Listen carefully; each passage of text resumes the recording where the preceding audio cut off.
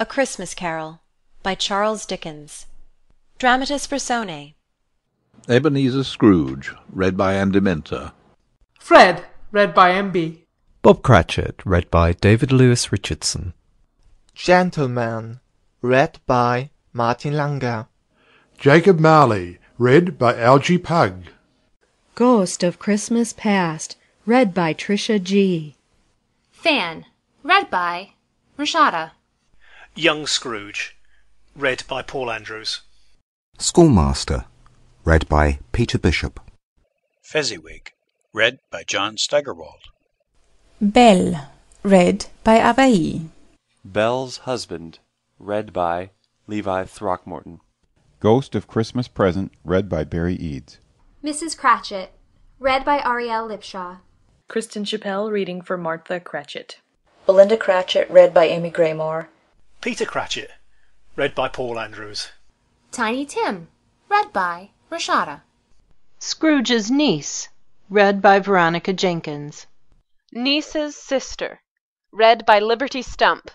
Man 1, read by David Lawrence.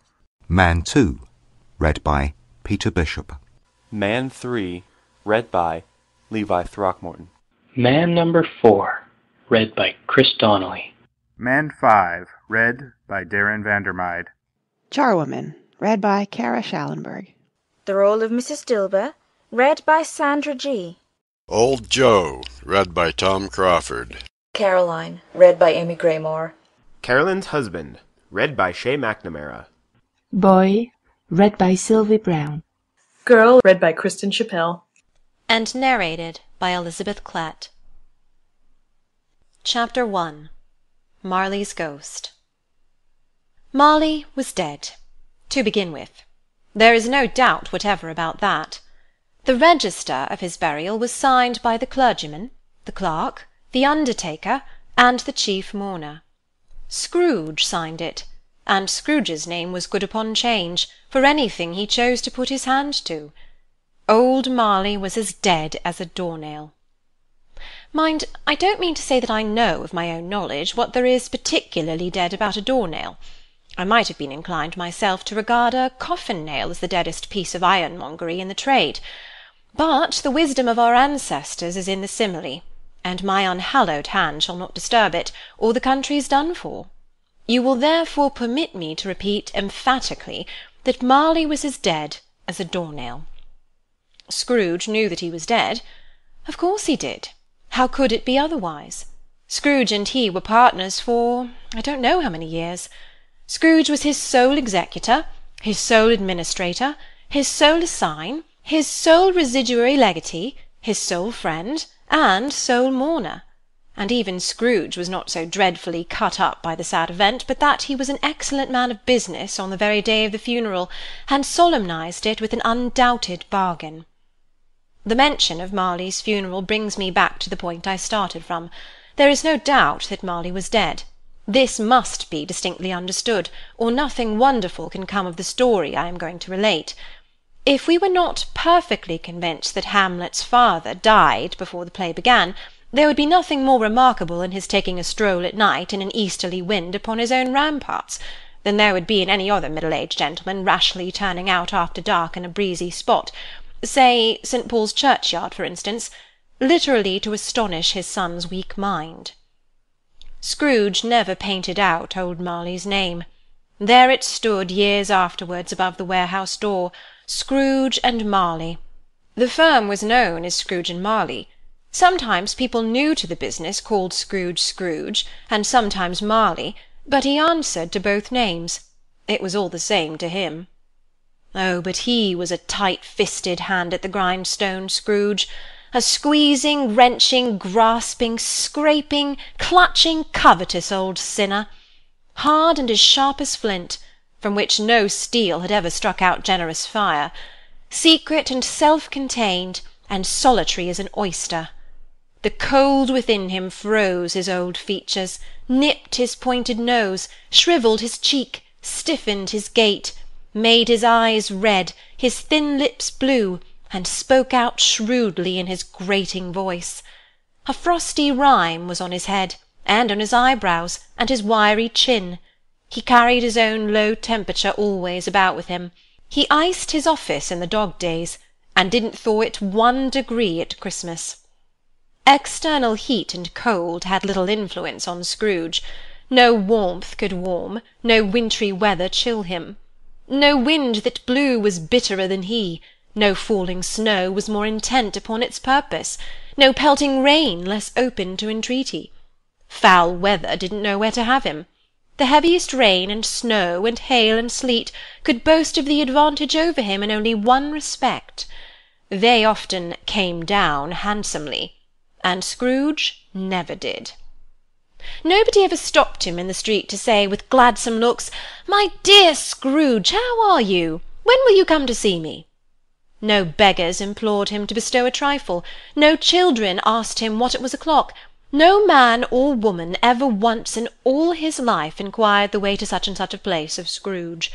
Even the blind men's dogs appeared to know him, and when they saw him coming on, would tug their owners into doorways and up courts, and then would wag their tails as though they said, "No eye at all is better than an evil eye, dark master." But what did Scrooge care? It was the very thing he liked, to edge his way along the crowded paths of life, warning all human sympathy to keep its distance, was what the knowing ones called nuts to Scrooge. Once upon a time, of all the good days in the year, on Christmas Eve, old Scrooge sat busy in his counting-house. It was a cold, bleak, biting weather, foggy withal, and he could hear the people in the court outside go wheezing up and down, beating their hands upon their breasts and stamping their feet upon the pavement stones to warm them. The city clocks had only just gone 3, but it was quite dark already. It had not been light all day, and candles were flaring in the windows of the neighbouring offices like ruddy smears upon the palpable brown air.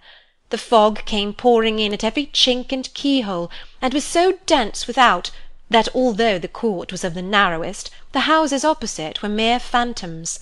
To see the dingy cloud come drooping down, obscuring everything, one might have thought that nature lived hard by, and was brewing on a large scale. The door of Scrooge's counting-house was open, that he might keep his eye upon his clerk, who was in a dismal little cell beyond, a sort of tank, was copying letters. Scrooge had a very small fire, but the clerk's fire was so very much smaller that it looked like one coal. But he couldn't replenish it, for Scrooge kept the coal-box in his own room, and so surely as the clerk came in with the shovel, the master predicted that it would be necessary for them to part. Wherefore the clerk put on his white comforter, and tried to warm himself at the candle, in which effort, not being a man of a strong imagination, he failed. "A Merry Christmas, uncle! God save you!" cried a cheerful voice. It was the voice of Scrooge's nephew, who came upon him so quickly that this was the first intimation he had of his approach. "Bah!" said Scrooge. "Humbug!" He had so heated himself with rapid walking in the fog and frost, this nephew of Scrooge's, that he was all in a glow. His face was ruddy and handsome, his eyes sparkled, and his breath smoked again. "Christmas a humbug, uncle?" said Scrooge's nephew. "You don't mean that, I'm sure." "I do," said Scrooge. "Merry Christmas? What right have you to be merry? What reason have you to be merry? You're poor enough." "Come, then," returned the nephew gaily. "What right have you to be dismal? What reason have you to be morose? You're rich enough." Scrooge, having no better answer ready on the spur of the moment, said, "Bah!" again, and followed it up with, "Humbug!" "Don't be cross, uncle," said the nephew. "What else can I be?" returned the uncle. "When I live in such a world of fools as this? Merry Christmas? Out upon Merry Christmas! What's Christmas time to you but a time for paying bills without money? A time for finding yourself a year older but not an hour richer? A time for balancing your books and having every item in 'em through a round dozen of months presented dead against you? If I could work my will," said Scrooge indignantly, "every idiot who goes about with Merry Christmas on his lips should be boiled with his own pudding, and buried with a stake of holly through his heart. He should." "Uncle!" pleaded the nephew. "Nephew?" returned the uncle sternly. Keep Christmas in your own way, and let me keep it in mine. Keep it? Repeated Scrooge's nephew. But you don't keep it. Let me leave it alone, then. Said Scrooge. Much good may it do you. Much good has it ever done you. There are many things from which I might have derived good, by which I have not profited, I dare say. Returned the nephew. Christmas among the rest. But I'm sure I have always thought of Christmas time when it has come round, apart from the veneration due to its sacred name and origin, if anything belonging to it can be apart from that, as a good time, a kind, forgiving, charitable, pleasant time. The only time I know of, in the long calendar of the year, when men and women seem by one consent to open their shut-up hearts freely, and think of people below them as if they really were fellow passengers to the grave, and not another race of creatures bound on other journeys. And therefore, uncle, though it has never put a scrap of gold or silver in my pocket, I believe that it has done me good, and will do me good, and I say, God bless it. The clerk in the tank involuntarily applauded. Becoming immediately sensible of the impropriety, he poked the fire, and extinguished the last frail spark for ever. Let me hear another sound from you, said Scrooge. and you'll keep your Christmas by losing your situation. You're quite a powerful speaker, sir, he added, turning to his nephew. I wonder you don't go into Parliament. Don't be angry, uncle. Come, dine with us tomorrow. Scrooge said that he would see him. Yes, indeed, he did. He went the whole length of the expression, and said that he would see him in that extremity first. But why? Cried Scrooge's nephew. Why? Why did you get married? Said Scrooge. Because I fell in love. Because you fell in love, growled Scrooge, as if that were the only one thing in the world more ridiculous than a Merry Christmas. Good afternoon. Nay, uncle, but you never came to see me before that happened. Why give it as a reason for not coming now? Good afternoon, said Scrooge. I want nothing from you. I ask nothing of you. Why cannot we be friends? Good afternoon, said Scrooge. I am sorry with all my heart to find you so resolute. We have never had any quarrel to which I have been a party. But I have made the trial in homage to Christmas, and I'll keep my Christmas humour to the last. So, a Merry Christmas, uncle. Good afternoon, said Scrooge. And a Happy New Year. Good afternoon, said Scrooge. His nephew left the room without an angry word, notwithstanding. He stopped at the outer door to bestow the greetings of the season on the clerk, who, cold as he was warmer than Scrooge, for he returned them cordially. There's another fellow, muttered Scrooge, who overheard him. My clerk, with 15 shillings a week, and a wife and family, talking about a Merry Christmas. I'll retire to Bedlam.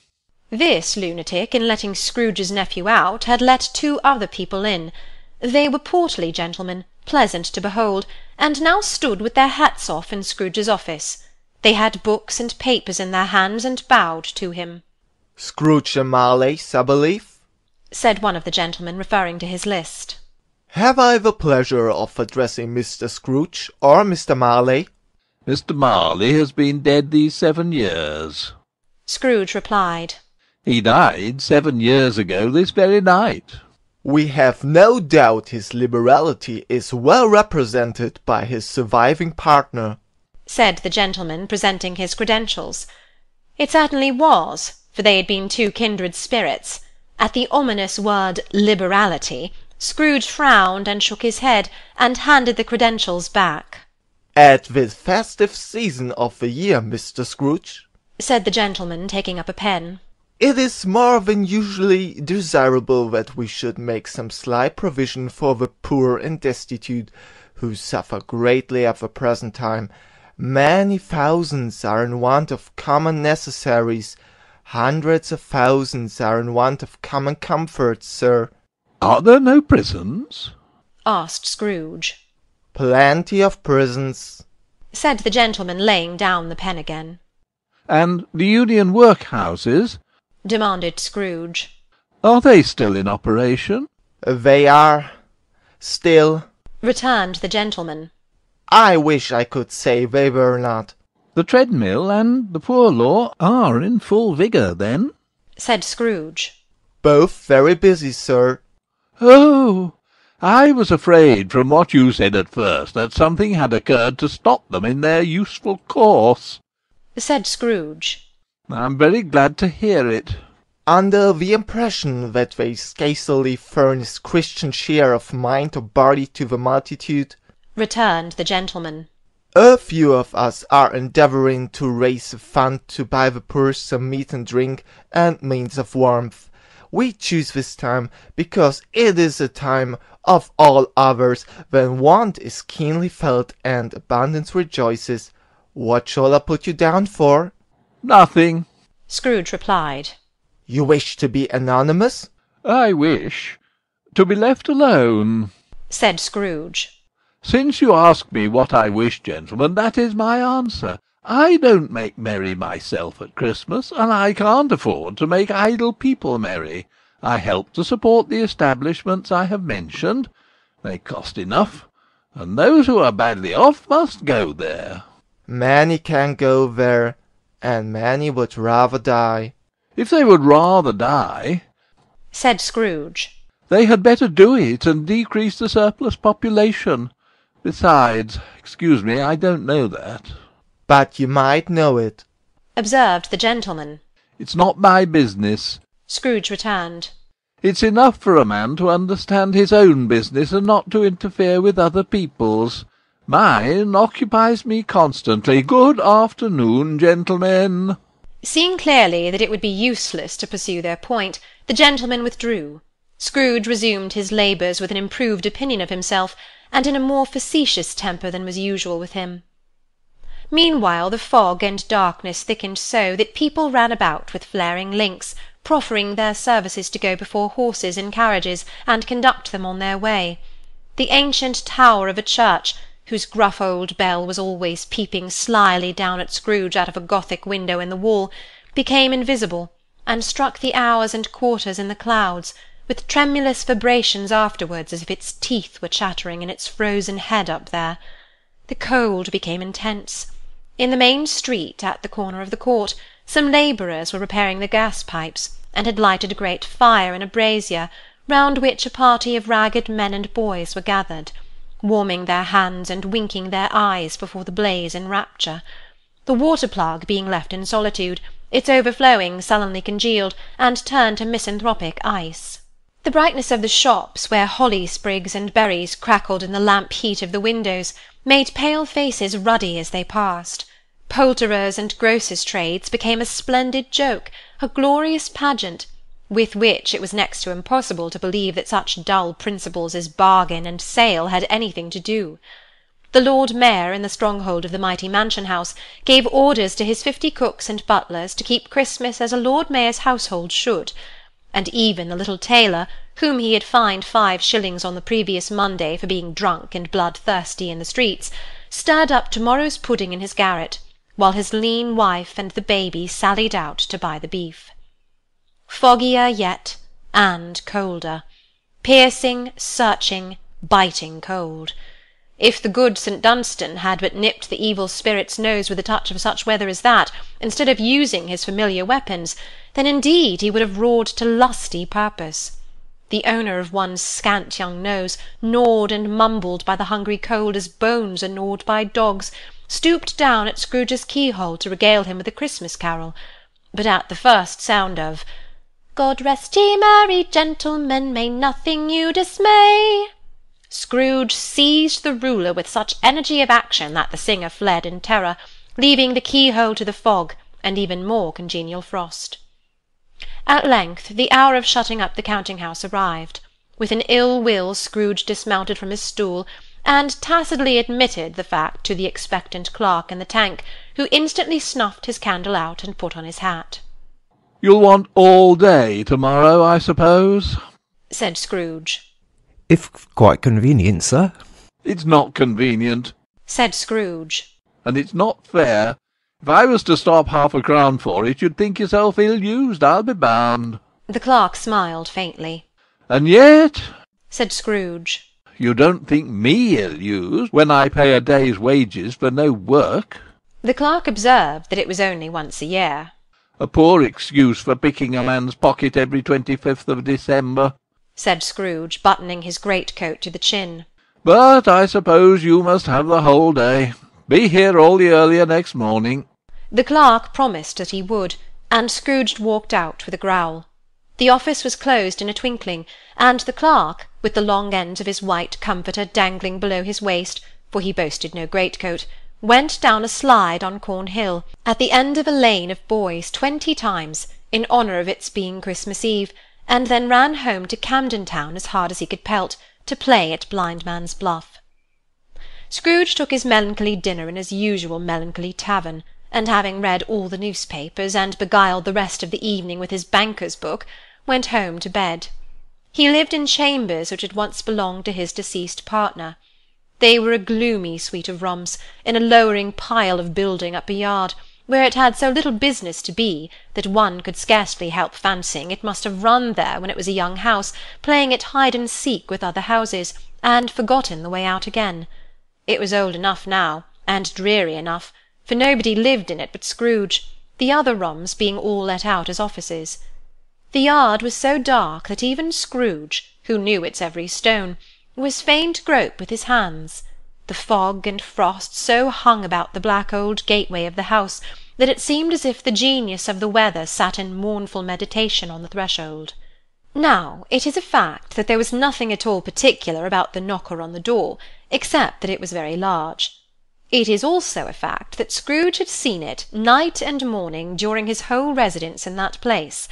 Also that Scrooge had as little of what is called fancy about him as any man in the City of London, even including, which is a bold word, the corporation, aldermen, and livery. Let it also be borne in mind that Scrooge had not bestowed one thought on Marley since his last mention of his 7 years dead partner that afternoon. And then let any man explain to me, if he can, how it happened that Scrooge, having his key in the lock of the door, saw in the knocker, without its undergoing any intermediate process of change, not a knocker, but Marley's face. Marley's face.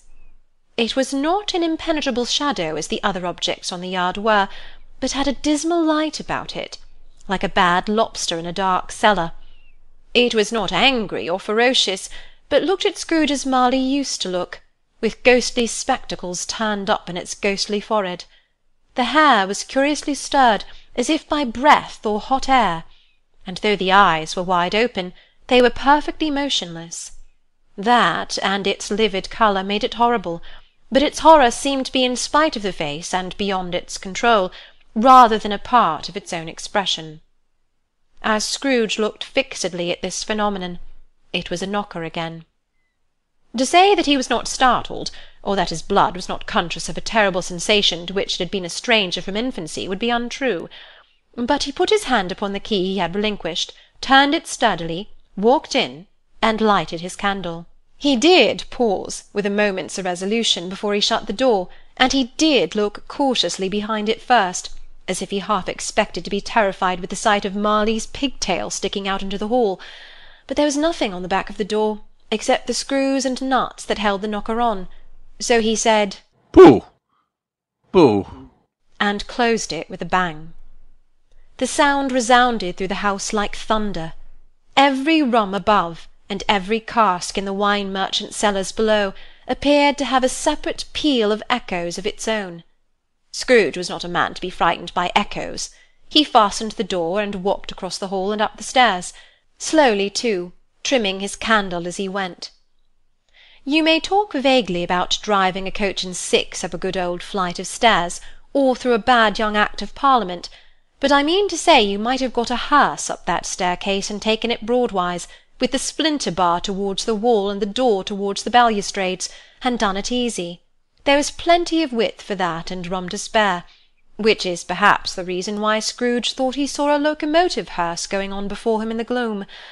Half a dozen gas lamps out of the street wouldn't have lighted the entry too well, so you may suppose that it was pretty dark with Scrooge's dip. Up Scrooge went, not caring a button for that. Darkness is cheap, and Scrooge liked it. But before he shut his heavy door, he walked through his rooms to see that all was right. He had just enough recollection of the face to desire to do that.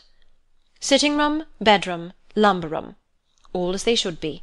Nobody under the table, nobody under the sofa, a small fire in the grate, spoon and basin ready, and a little saucepan of gruel (Scrooge had a cold in his head) upon the hob.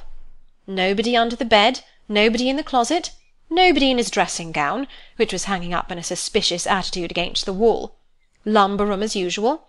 Old fire-guard, old shoes, 2 fish-baskets, washing-stand on 3 legs, and a poker. Quite satisfied, he closed his door and locked himself in. Double-locked himself in, which was not his custom. Thus, secured against surprise, he took off his cravat, put on his dressing-gown and slippers and his nightcap, and sat down before the fire to take his gruel. It was a very low fire indeed, nothing on such a bitter night. He was obliged to sit close to it, and brood over it, before he could extract the least sensation of warmth from such a handful of fuel. The fireplace was an old one, built by some Dutch merchant long ago, and paved all round with quaint Dutch tiles, designed to illustrate the Scriptures. There were Cains and Abels, Pharaoh's daughters, Queens of Sheba, angelic messengers descending through the air on clouds like feather beds, Abrahams, Belshazzars, apostles putting off to sea in butter-boats, hundreds of figures to attract his thoughts. And yet that face of Marley, 7 years dead, came like the ancient prophet's rod, and swallowed up the whole. If each smooth tile had been a blank at first, with power to shape some picture on its surface from the disjointed fragments of his thoughts, there would have been a copy of old Marley's head on every one. Humbug, said Scrooge, and walked across the room. After several turns he sat down again. As he threw his head back in his chair, his glance happened to rest upon a bell, a disused bell that hung in the room, and communicated for some purpose now forgotten with a chamber in the highest story of the building. It was with great astonishment, and with a strange, inexplicable dread, that as he looked, he saw this bell begin to swing. It swung so softly in the outset that it scarcely made a sound, but soon it rang out loudly, and so did every bell in the house. This might have lasted half a minute, or a minute, but it seemed an hour. The bells ceased as they had begun, together. They were succeeded by a clanking noise deep down below, as if some person were dragging a heavy chain over the casks in the wine-merchant's cellar. Scrooge then remembered to have heard that ghosts in haunted houses were described as dragging chains. The cellar door flew open with a booming sound, and then he heard the noise much louder on the floor below, then coming up the stairs, then coming straight towards his door. It's humbug still, said Scrooge. I won't believe it. His colour changed, though, when, without a pause, it came on through the heavy door, and passed into the room before his eyes. Upon its coming in, the dying flame leapt up, as though it cried, "I know him! Marley's ghost!" and fell again. The same face, the very same.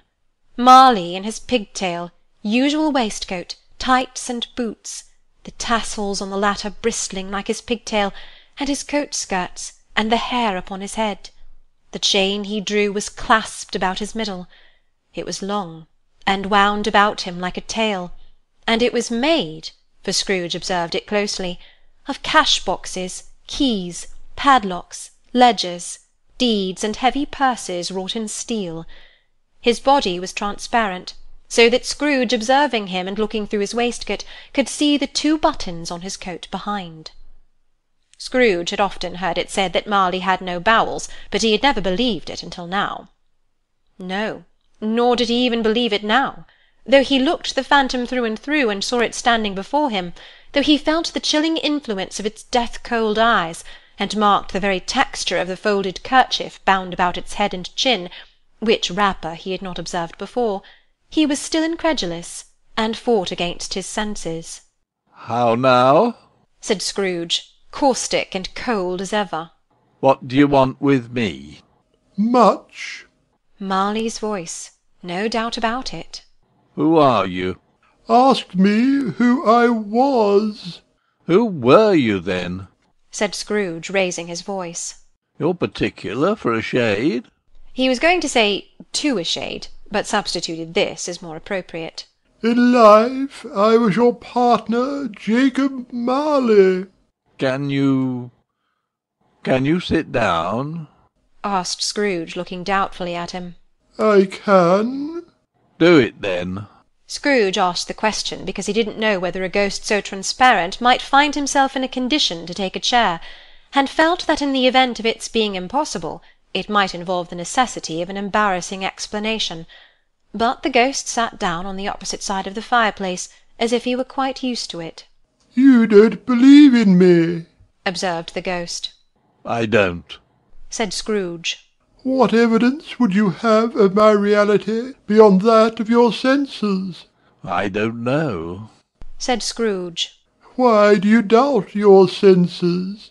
Because, said Scrooge, a little thing affects them. A slight disorder of the stomach makes them cheats.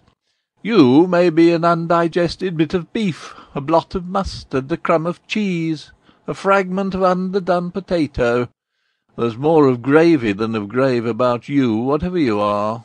Scrooge was not much in the habit of cracking jokes, nor did he feel in his heart by any means waggish then. The truth is that he tried to be smart as a means of distracting his own attention, and keeping down his terror, for the spectre's voice disturbed the very marrow in his bones. To sit staring at those fixed glazed eyes in silence for a moment would play, Scrooge felt, the very deuce with him. There was something very awful, too, in the spectre's being provided with an infernal atmosphere of its own. Scrooge could not feel it himself, but this was clearly the case, for though the ghost sat perfectly motionless, its hair and skirts and tassels were still agitated as by the hot vapour from an oven. You see this toothpick? Said Scrooge, returning quickly to the charge, for the reason just assigned, and wishing, though it were only for a second, to divert the vision's stony gaze from himself. I do, replied the ghost. You're not looking at it, said Scrooge. But I see it, said the ghost. Notwithstanding. Well, returned Scrooge, I have but to swallow this, and be for the rest of my days persecuted by a legion of goblins, all of my own creation. Humbug, I tell you, humbug. At this the spirit raised a frightful cry, and shook its chain with such a dismal and appalling noise that Scrooge held on tight to his chair to save himself from falling in a swoon. But how much greater was his horror, when the phantom, taking off the bandage round its head as if it were too warm to wear indoors, its lower jaw dropped down upon its breast. Scrooge fell upon his knees and clasped his hands before his face. Mercy, he said. Dreadful apparition, why do you trouble me? Man of the worldly mind, replied the ghost.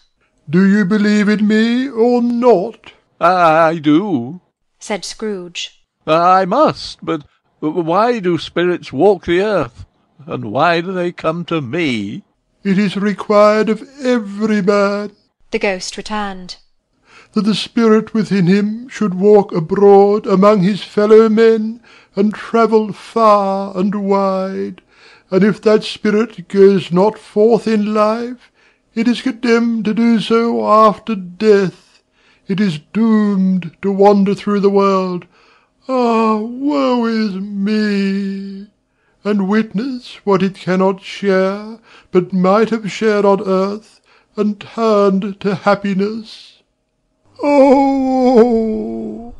Again the spectre raised a cry, and shook its chain, and wrung its shadowy hands. You are fettered, said Scrooge, trembling. Tell me why? I wear the chain I forged in life, replied the ghost. I made it link by link, and yard by yard. I girded it on of my own free will, and of my own free will I wore it. Is its pattern strange to you? Scrooge trembled more and more. Or would you know, pursued the ghost, the weight and length of the strong coil you bear yourself? It was full as heavy and as long as this 7 Christmas Eves ago. You have laboured on it since. It is a ponderous chain. Scrooge glanced about him on the floor in an expectation of finding himself surrounded by some 50 or 60 fathoms of iron cable, but he could see nothing. Jacob, he said imploringly. Old Jacob Marley, tell me more. Speak comfort to me, Jacob. I have none to give, the ghost replied. It comes from other regions, Ebenezer Scrooge, and is conveyed by other ministers to other kinds of men, nor can I tell you what I would. A very little more is all permitted to me. I cannot rest, I cannot stay, I cannot linger anywhere. My spirit never walked beyond our counting-house. Mark me, in life my spirit never roved beyond the narrow limits of our money-changing hole, and weary journeys lie before me. It was a habit with Scrooge, whenever he became thoughtful, to put his hands in his breeches pockets. Pondering on what the ghost had said, he did so now, but without lifting up his eyes or getting off his knees. You must have been very slow about it, Jacob, Scrooge observed in a business-like manner, though with humility and deference. Slow, the ghost repeated. 7 years dead, mused Scrooge. And travelling all the time. The whole time, said the ghost. No rest, no peace, incessant torture of remorse. You travel fast? said Scrooge. On the wings of the wind, replied the ghost. You might have got over a great quantity of ground in 7 years, said Scrooge. The ghost, on hearing this, set up another cry, and clanked its chain so hideously in the dead silence of the night that the ward would have been justified in indicting it for a nuisance. "O captive, bound and double-ironed," cried the phantom, "not to know that ages of incessant labour by immortal creatures for this earth must pass into eternity before the good of which it is susceptible is all developed; not to know that any Christian spirit working kindly in its little sphere, whatever it may be, will find its mortal life too short for its vast means of usefulness; not to know that no space of regret can make amends for one's life opportunity misused. Yet such was I, oh, such was I." But you were always a good man of business, Jacob, faltered Scrooge, who now began to apply this to himself. "Business!" cried the ghost, wringing its hands again. "Mankind was my business. The common welfare was my business. Charity, mercy, forbearance, and benevolence were all my business. The dealings of my trade were but a drop of water in the comprehensive ocean of my business." It held up its chain at arm's length, as if that were the cause of all its unavailing grief, and flung it heavily upon the ground again. "At this time of the rolling year," the spectre said, "I suffer most. Why did I walk through crowds of fellow beings with my eyes turned down, and never raise them to that blessed star which led the wise men to a poor abode? Were there no poor homes to which its light would have conducted me?" Scrooge was very much dismayed to hear the spectre going on at this rate, and began to quake exceedingly.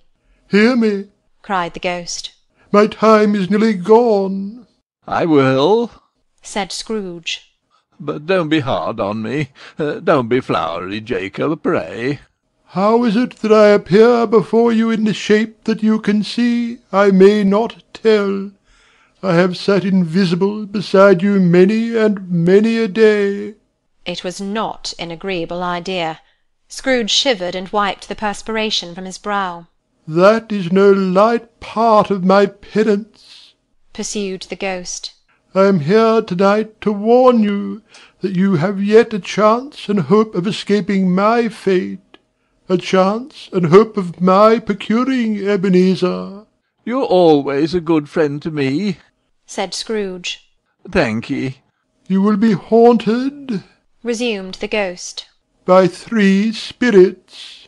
Scrooge's countenance fell almost as low as the ghost's had done. "Is that the chance and hope you mentioned, Jacob?" he demanded in a faltering voice.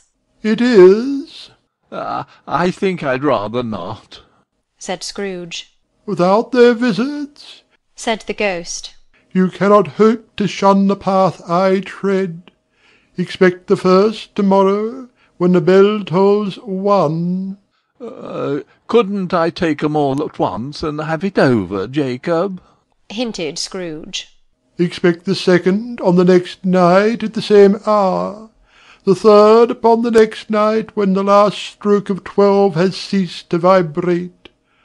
Look to see me no more, and look that, for your own sake, you remember what has passed between us." When it had said these words, the spectre took its wrapper from the table and bound it round its head as before. Scrooge knew this by the smart sound its teeth made when the jaws were brought together by the bandage. He ventured to raise his eyes again, and found his supernatural visitor confronting him in an erect attitude, with its chain wound over and about its arm. The apparition walked backward from him, and at every step it took, the window raised itself a little, so that when the spectre reached it, it was wide open. It beckoned Scrooge to approach, which he did. When they were within 2 paces of each other, Marley's ghost held up its hand, warning him to come no nearer. Scrooge stopped. Not so much in obedience as in surprise and fear, for on the raising of the hand he became sensible of confused noises in the air, incoherent sounds of lamentation and regret, wailings inexpressibly sorrowful and self-accusatory. The spectre, after listening for a moment, joined in the mournful dirge, and floated out upon the bleak, dark night. Scrooge followed to the window, desperate in his curiosity. He looked out. The air was filled with phantoms, wandering hither and thither in restless haste, and moaning as they went. Every one of them wore chains like Marley's ghost. Some few, they might be guilty governments, were linked together. None were free. Many had been personally known to Scrooge in their lives. He had been quite familiar with one old ghost in a white waistcoat, with a monstrous iron safe attached to his ankle, who cried piteously at being unable to assist a wretched woman with an infant whom it saw below upon a doorstep. The misery with them all was clearly that they sought to interfere for good in human matters, and had lost the power for ever. Whether these creatures faded into mist, or mist enshrouded them, he could not tell. But they and their spirit voices faded together, and the night became as it had been when he walked home. Scrooge closed the window, and examined the door by which the ghost had entered. It was double-locked, as he had locked it with his own hands, and the bolts were undisturbed. He tried to say, "Humbug," but stopped at the first syllable. And being from the emotion he had undergone, or the fatigues of the day, or the glimpse of the invisible world, or the dull conversation with the ghost, or the lateness of the hour, much in need of repose, went straight to bed without undressing, and fell asleep upon the instant. End of Chapter 1.